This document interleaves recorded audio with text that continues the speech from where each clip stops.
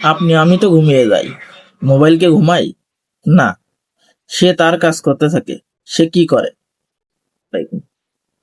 আপনি কি আপনার মোবাইল বালিশের পাশে বা আপনার মাথার নিকটে রেখে ঘুমান? তাহলে আজকের ভিডিওটা আপনার জন্য। সাবধান হয়ে যান।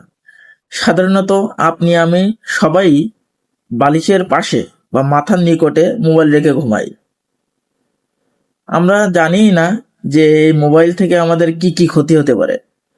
আজকে জানাবো মোবাইল থেকে আমাদের কি কি ক্ষতি হতে পারে, শারীরিক, মানসিক এবং দৈহিক কি কি ক্ষতি হতে পারে। প্রথমত, সে সারা রাত মাথার কাছে বসে বসে রেডিয়েশন বাইর করে, যেটা আমাদের ব্রেনের উপর সরাসরি প্রভাব ফেলে।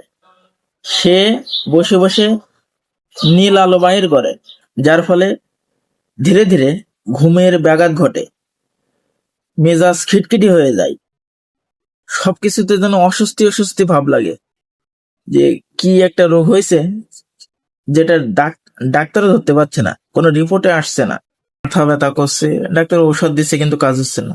কিন্তু এর পেছনে মূল কারণ হলো বালিশের পাশে মোবাইল রাখা বা মাথার পাশে মোবাইল রেখে ঘুমানো, যেটা আমরা সচরাচর সাধারণভাবে নিয়ে থাকি। আজ থেকে সাবধান হয়ে যান। আপনি বাঁচুন, আপনার পরিবারকে বাঁচান। তাহলে আমাদের করণীয় কি?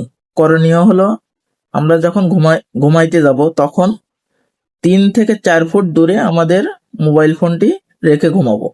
আর তাই যদি না হয়, তাহলে মোবাইলে যে দেখবেন এরোপ্লেন মোড নামে একটা মোড থাকে, এরোপ্লেন মোড দিয়ে আপনি ঘুমিয়ে যাবেন। তাইলে আপনি এই ক্ষতিকর প্রভাব থেকে মুক্তি পাবেন। আমাদের এই ছোট্ট একটা অভ্যাস বড় একটা রোগ থেকে বাঁচাতে সাহায্য করবে। আমার এই ভিডিও দেখে যদি আপনি কিছু পরিমাণ উপকৃত হয়ে থাকেন, তাহলে অবশ্যই আমাকে সাপোর্ট করবেন। ধন্যবাদ সকলকে। আসসালামু আলাইকুম।